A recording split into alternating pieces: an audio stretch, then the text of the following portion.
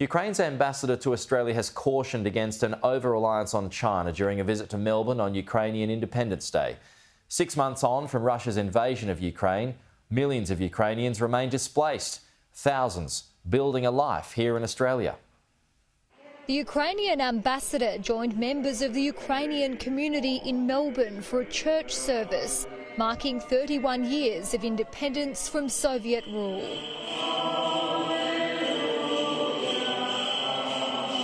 Vasyl Miroshnichenko later helping to raise the Ukrainian flag at Federation Square in a show of determination and defiance against Russian aggression.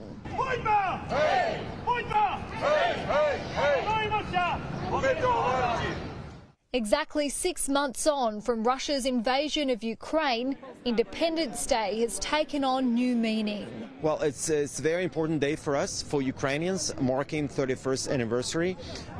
That's an opportunity for us to demonstrate unity, resilience and strength to carry on fighting. It's an opportunity to demonstrate that we are out there fighting for our independence, for our democracy, for the human rights. Since February 24, 10 million Ukrainians have been internally displaced.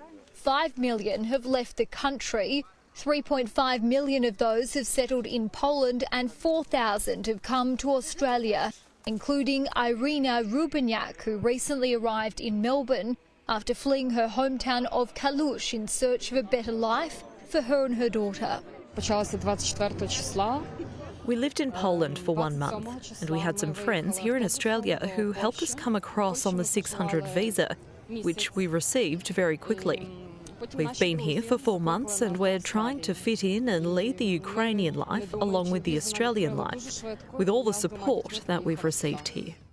The conflict has caused $1 trillion in damage.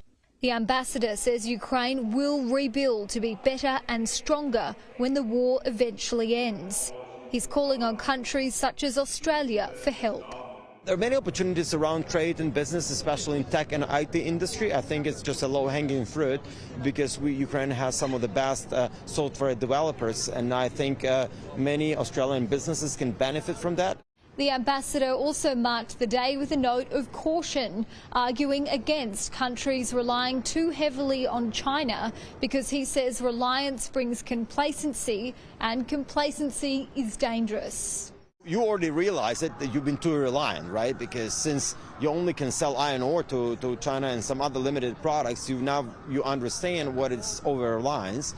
But it also goes back to supplies as well. You're buying a lot from China. So in a way, I think, but it's like in any other business. It's not only about China, it's actually over-reliance on one supplier or over-reliance on one client. It's not sustainable. While several events were held across Australia, gatherings were cancelled in Kyiv over concerns Russian forces would step up its attack on the capital. President Zelensky says Ukraine will liberate and gain control of Russian-annexed Crimea. Russia isn't showing any signs of abandoning it, using it as a platform to launch missiles against Ukrainian targets. There is a war. We don't want to have Ukraine fatigue. The world can't forget. The more we bring this to the forefront, the better chance we have of winning. Major Melbourne landmarks will turn blue and yellow on Wednesday night as Australia stands in solidarity with Ukraine. Julia Bradley, Sky News, Melbourne.